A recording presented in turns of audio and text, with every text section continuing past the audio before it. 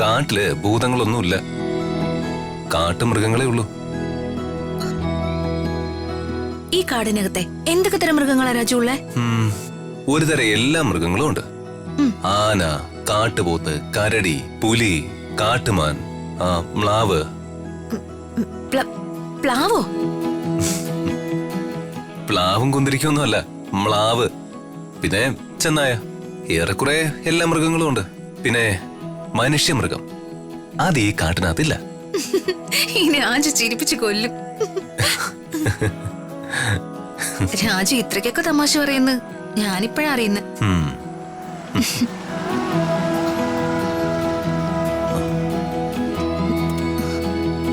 രാജു, ആ ഗുണ്ടകളാണോ?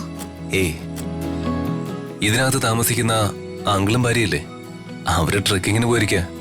അവര് പോയിട്ട് വന്നതായിരിക്കും. ട്രെക്കിങ്ങിനോ? ഈ ഫോറസ്റ്റുകാരുടെ പെർമിഷൻ ഇല്ലാതെ ഇവിടെ പ്രൈവറ്റ് ട്രെക്കിംഗ് ഉണ്ട്. നമുക്കും പോവായിരുന്നു. ആ ഗുണ്ടകളെ പേടിച്ച ഇതിനകത്ത് വന്ന് കയറിയത്. ഇനിയിപ്പോ ആ മൃഗങ്ങളും നമ്മൾ ഓടിക്കണമായിരിക്കും.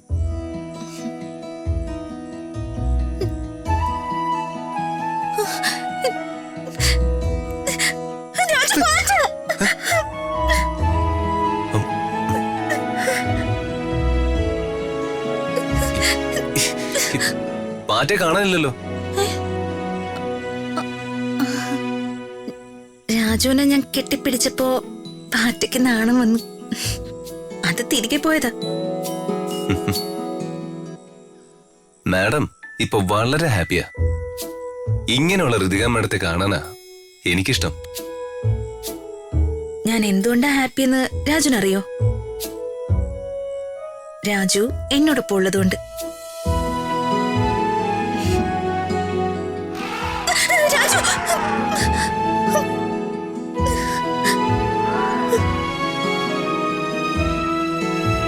രാജു, ഈ കാട്ടാനകൾ ഇങ്ങോട്ട് വരുവോ? വരില്ല. ഈ ബംഗ്ലാവിന് ചുറ്റും കിടങ്ങ് കുഴിച്ചിട്ടുണ്ട്. ആനയ്ക്ക് വരാൻ പറ്റില്ല.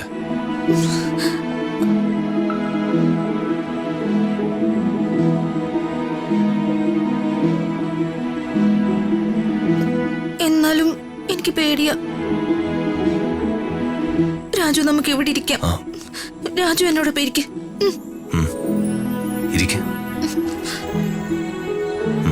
രാത്രി ഏറെ വൈകി. മാഡത്തിന് ഉറക്കം വരുന്നില്ലേ? മാഡം കിടന്നോ? എനിക്ക് ഒറ്റയ്ക്ക് കട്ടിലിൽ കിടക്കാൻ പേടിയാ. രാജു കൂടി എന്റെ അടുത്ത് കിടക്ക്. മാഡം, രാജു എന്റെ അടുത്ത് കിടക്ക്. കിടക്ക് മാഡം, കിടക്ക്.